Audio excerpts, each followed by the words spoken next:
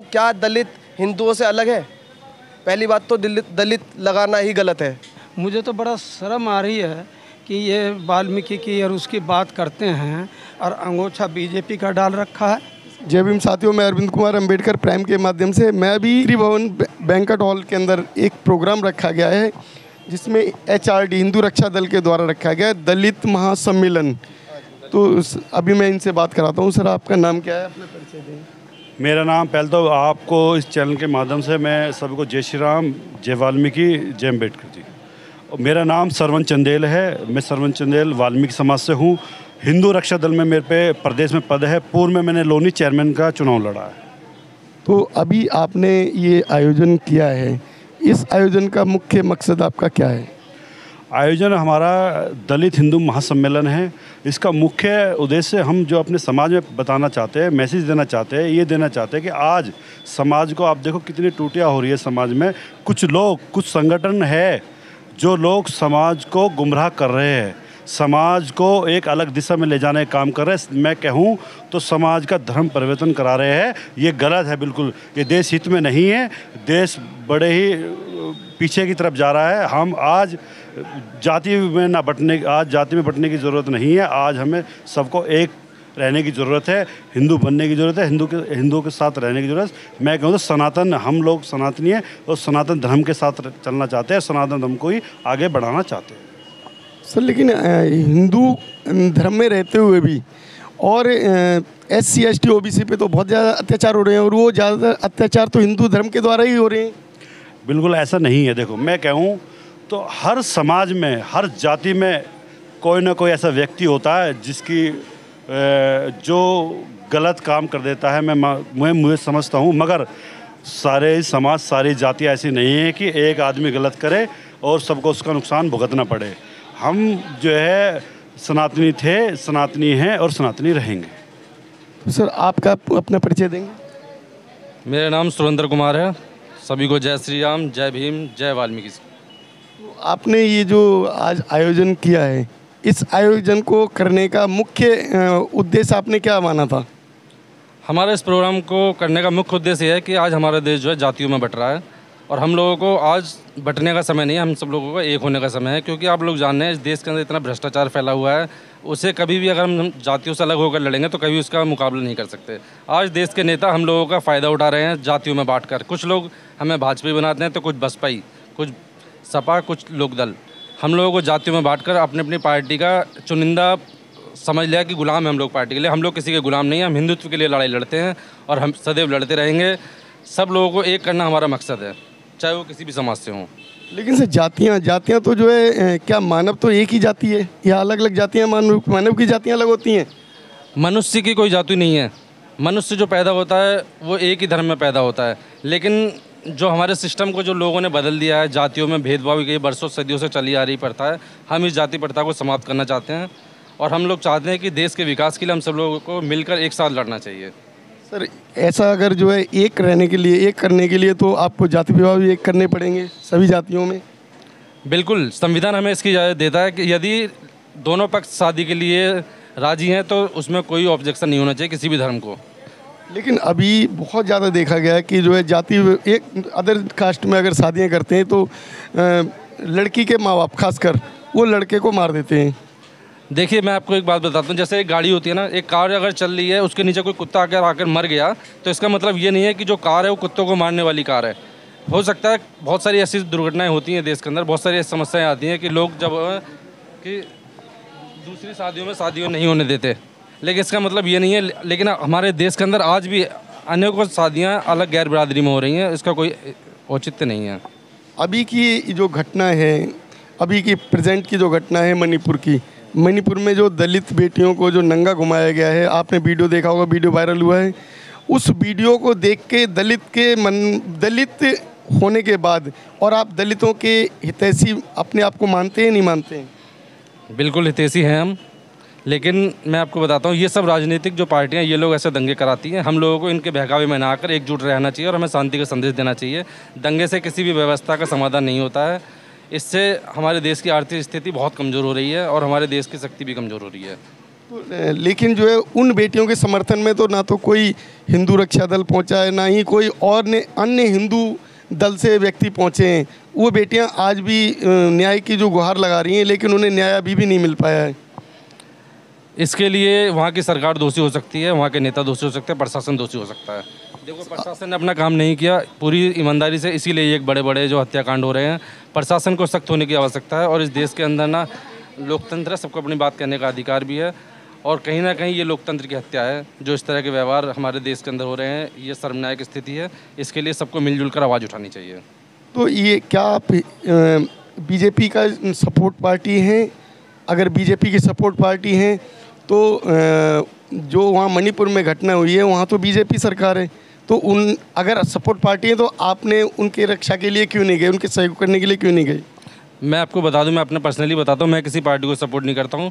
हमारा संगठन खुद एक कार्यकर्ता हिंदू रक्षा दल है, इसके राष्ट्रीय अध्यक्ष पिंकी चौधरी, हम उनके आदेशों का पालन करते हैं।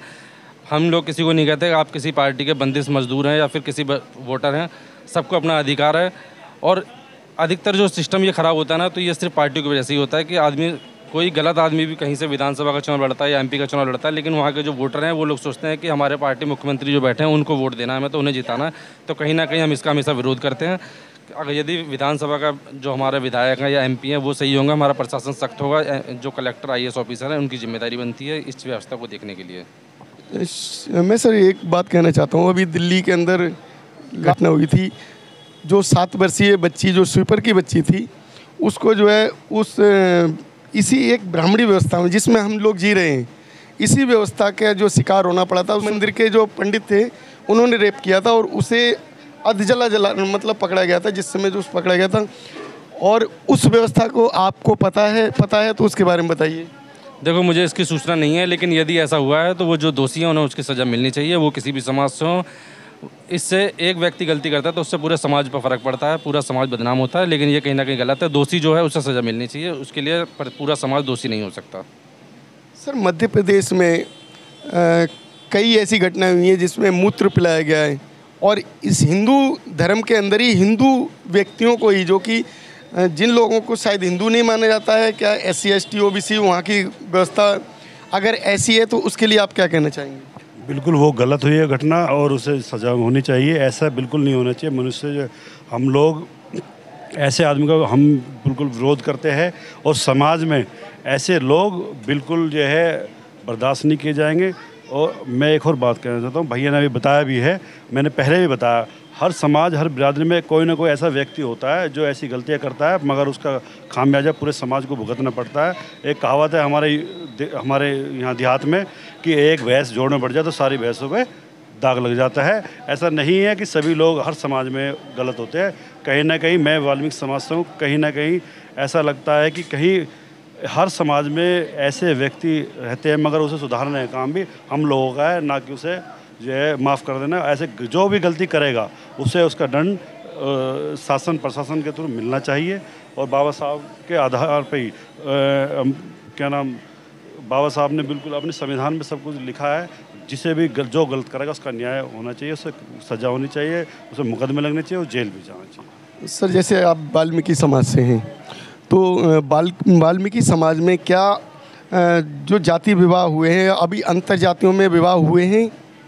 देखिए, मैंने बताना चाहूँ, संविधान के अनुसार जाति किसी भी धर्म की हो, मगर दोनों पक्ष जो है मानने चाहिए, और जहाँ दोनों पक्ष मानते हैं वहाँ शादियाँ होती है। और मैं अपनी बात करूँ, अगर वाल्मीकि समाज में हम जबरन किसी बेटी के साथ शादी करना चाहे, क्या वो हो सकता है? नहीं हो सकता। चाहे वो एक ही समाज की हो, वो शादी भी तब होगी जब दोनों परिवार की रजामंदी होगी, दोनों को स्वीकार होगा, बेटी को स्वीकार होगा, बेटे को स्वीकार होगा, तब होगा। वो दूसरे समाज की तो हम बात ही नहीं कर रहे। जब दूसरे समाज में भी ऐसे ही होगा, जब हम अगर दोनों पक्ष सहमति है तो शादी वहाँ भी होती है। और मैं आपको बता दूँ, महर्षि वाल्मीकि जी रामायण के रचयिता थे। रामायण के रचयिता जिनके बारे में उन्होंने कहा था, लिखा था, वो प्रभु श्री राम थे। हम श्री राम को मानने वाले लोग हैं और हम महर्षि वाल्मीकि जी के वंशज हैं। और जैसे हमें हमारे गुरु भगवान महर्षि वाल्मीकि जी प्रभु श्री राम को मानते थे, ऐसे ही हम प्रभु श्री राम को मानते हैं और अब भी मानते हैं और आगे भी मानते रहेंगे। सर, अपना परिचय दीजिए आप। मैं अन्नू चौधरी जी, हिंदू रक्षा दल से महानगर संयोजक, गाजियाबाद। आप जो है जो ये कार्यक्रम में शामिल होने के लिए आए हैं या आयोजन में आपका सहयोग है? जी, आयोजन में भी शामिल हैं और हम तो हर तरीके से, हम जाति बिरादरी मानते नहीं, देखो पहली बात, और बाबा साहब भीमराव अम्बेडकर जी के संविधान का पूरा सम्मान करते हैं, उसका पालन करते हैं। और जो देखो हर बिरादरी में हर तरीके के लोग होते हैं, गलत भी और अच्छे भी। अगर कोई गलत कर रहा है तो उसको टारगेट बना के पूरी जाति को टारगेट ना करा जाए। मैं कह रहा हूँ हर बिरादरी में गलत तरीके के लोग हैं। और जो हमारे वाल्मीकि जी महाराज, भगवान वाल्मीकि जी हैं, उन्होंने जो रामायण लिखी उसमें ऐसा संदेश दिया है, भगवान रामचंद्र जी के बारे में बताया गया है, और उन्हीं को हम मानने वाले लोग हैं। और ये मेरे जितने भी हैं, ये मेरे भाई चिंदीप आर्चा जी हैं, ये शरण चंदेल जी हैं, ये भाई जाटव जी हैं हमारे। हम पहली बात तो दलित जो हमने शब्द लगाया गया आपके चैनल के माध्यम से सभी से मैं पूछना चाहता हूँ, क्या दलित हिंदुओं से अलग है? पहली बात तो दलित लगाना ही गलत है। ये जो चीज़ लगाते हैं ना, वो एजुकेशन की वजह से, आर्थिक स्थिति की वजह से। अगर कोई अच्छा पढ़ा लिखा आदमी है और आर्थिक रूप से मजबूत है तो उसमें कोई भी किसी भी तरीके की जाति बिरादरी नहीं देखी जाती। शादी ब्याह भी होते हैं, अच्छा पढ़ा लिखा होता है, अगर लड़की अच्छी पढ़ी लिखी होती है और वो अच्छे श्रवण उसकी होती है और लड़का दलित होता है तो उसमें भी कोई शंका नहीं होती और उसमें भी आराम से विवाह हो जाता है। लेकिन अभी आपने कहा कि जो है दलित लगाना गलत है, आपने दलित मंच आयोजन किया है, इसको आपने सामूहिक मंच क्यों नहीं रखा नाम इसका? हम हर जगह हमारे कार्यक्रम आप देख सकते हैं, हम हर जगह हिंदू महासम्मेलन करते हैं। ये इस वजह से जो राष्ट्र विरोधी ताकतें चल रही हैं देश के अंदर बांटने का काम कर रही हैं, उनको सबक सिखाने के लिए, उनको दिखाने के लिए, आईना दिखाने के लिए कि ये दलित समाज अलग नहीं है हिंदू से, सभी हिंदू हैं, सनातन धर्म को मानने वाले लोग हैं। बाबा साहब अम्बेडकर जी भी उन्होंने एक किताब लिखी थी, भारत बंटवारा पाकिस्तान, इंग्लिश में है ना, हिंदुस्तान पार्टीशन पाकिस्तान। उसमें साफ साफ अक्षरों में मुस्लिमों के बारे में बताया गया है। और जो हमारे वाल्मीकि जी महाराज हैं, भगवान वाल्मीकि जी, उन्होंने भी रामायण की रचना करी है, उसमें भी साफ साफ बताया गया, रामायण की रामचंद्र जी के बारे में बताया गया है। तो हम तो रामचंद्र जी के आदर्श पर चलने वाले लोग हैं, सभी लोग। परिचय देंगे? यस, मेरा नाम रमेश चंद, मैं गांव झंडापुर साहिबाबाद का रहने वाला हूं और सर्विस से रिटायर्ड हूं। इस आयोजन का टारगेट का कुछ पता नहीं है कि क्यों इसको बुलाया जा रहा है, क्यों नहीं बुलाया जा रहा है। मुझे तो बड़ा शर्म आ रही है कि ये वाल्मीकि की और उसकी बात करते हैं और अंगोछा बीजेपी का डाल रखा है। किस लिए, काहे के लिए? अगर अभी भी ये नहीं समझे तो अगले चुनाव के बाद में इनके शरीर पर कपड़ा नहीं मिलेगा। और ये जितने नेता हैं ना, ये पूरे समाज को धोखा दे रहे हैं। क्या ज़रूरत है ये सब ड्रामा करने की? भाई तुम्हें पता, जानते हुए भी हम लोग और डूबने जा रहे हैं। हमें ये पता है कि पानी इतना गहरा है और फिर भी हम उसमें चले जा रहे हैं, तो डूबेंगे, बचेंगे नहीं। तो आप इस मंच में जाके बोलेंगे जाके? हाँ बिल्कुल बोलूँगा, अगर मुझे टाइम मिलेगा तो। मैं आपसे ये जानना चाह रहा हूँ कि जो है आज के समय में भी अगर हम देखें, जो आधुनिक भारत का जो निर्माण किया है वो डॉक्टर बाबा साहब अम्बेडकर जी ने किया है, और उस जो अभी की प्रेजेंट की जो नीति है उस नीति को जो चलाया है काशीराम जी ने, और उस नीति पे जो पद चिन्हों पे चल रही हैं बहन मायावती जी, तो आप उन्हें कहाँ तक आंकते हैं और उनको क्या कहते हैं? डॉक्टर अम्बेडकर साहब को तो बीजेपी ख़त्म कर रही है, सब ऑफिस में फ़ोटो हटाने के ऑर्डर कर दिए हैं। ठीक है, काशीराम जी ने जो किया, अकेली बहन जी कुछ नहीं कर सकती। हमारे जो ऐसे कार्यकर्ता हैं जो पैसे के पीछे या किसी लोभ लालच के पीछे अंगूठा डाल के खड़े होते हैं और हमारे समाज को धक्का दे रहे हैं, बात वाल्मीकि जी की और उसकी करते हैं। इन्हें पता नहीं है रामचंद्र जी ने किसको मारा था, और रामचंद्र जी भगवान था तो उसे ये पता क्यों नहीं है कि मेरी सीता जी कहाँ हैं? हनुमान जी को किस लिए उसने ढूंढा कि मेरा हनुमान जी जो है पता करके ले आएगा सीता जी कहाँ हैं? तो ये सारा कुछ गलत है। अभी दिल्ली में भी बताओ 200 यूनिट ख़त्म, 100 यूनिट ख़त्म हुए पहले से, फिर 200 यूनिट ख़त्म हुए। उसके लिए तो कर रहे हैं। आप ये लेंगे पब्लिक खाए क्या? गेहूं क्या रेट है? एक साल चना क्या रेट है? बाबूजी मोदी जी आपको अन्न दे रहे हैं फ्री में खाने के लिए। कोई फ्री में नहीं, सिर्फ लालच।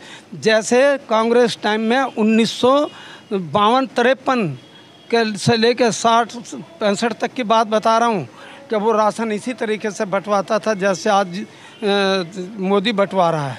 इसी तरीके से अब तो वो कुछ भी नहीं मिलता, ये चावल और गेहूँ मिलता। पहले दूध मिलता था, सूखा पाम ऑयल मिलता था, चावल मिलते थे, गेहूँ मिलते थे। मैंने खुद लिए हैं। मैं लोनी ब्लॉक का रहने वाला हूँ। मेरा 1943 का जन्म है, तो मैंने ये सब चीज़ देखी है। बाबूजी ये तिलक लगा रहे हैं, इस तिलक का क्या राज है? क्योंकि तिलक तो ये केवल जो है पंडितों के लिए अलाउ होता। हाँ, ये तो इनसे पूछो। अकिन को तिलक सिर्फ लोभ लालच के लिए लगाया जा रहा है। रविदास जी भी तिलक लगा, लोभ लालच के लिए लगाया जा रहा है सिर्फ। आज तिलक लगा देंगे, कल को ये तिलक लगाने के लिए अलाउ करेंगे, अलाउ करेंगे ये तिलक लगाने के लिए। अगर तिलक आज तिलक लगा रहे हैं तो कल को जो है मंदिर में जाके पूजा पाठ के लिए बैठ सकते हैं? नहीं बैठ सकते। इनको पता लग गई है ये बात है। मैं कह रहा हूँ नहीं बैठ सकते, नहीं बैठ सकते अभी। अगर बैठ जाते तो राष्ट्रपति को मंदिर के अंदर नहीं घुसने दिया, तो ये बता दे तो समाज क्या है?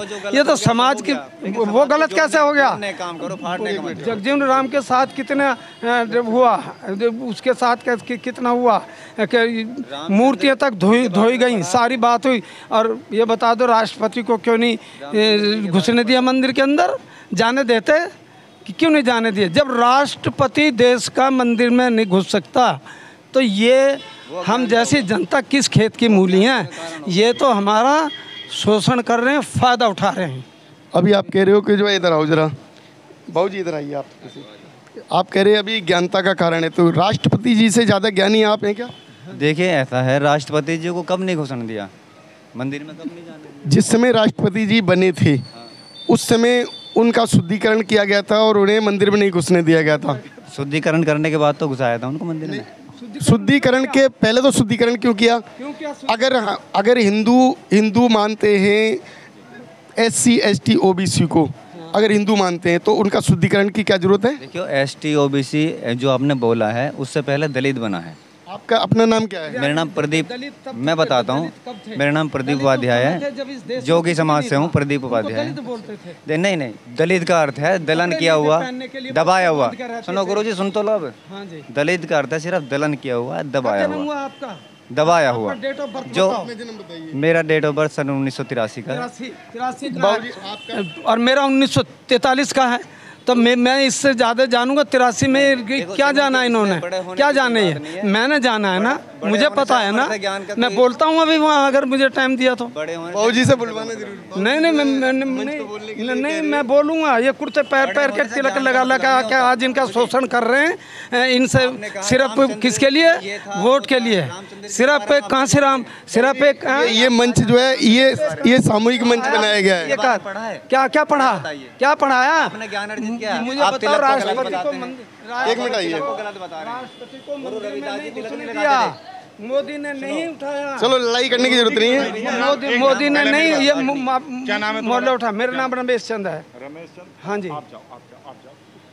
आपका नाम रमेश चंद? हाँ जी। किसने बुलाया था आपको? मुझे तो कोई सचिन है, उसने बुलाया था। अगर आप कहते तो नहीं जाना नहीं, मैं आउट ऑफ बुजुर्ग हैं, सम्मान होगा आपका, ऐसी बात नहीं है। जा सकता हूँ। बताओ क्या दिक्कत?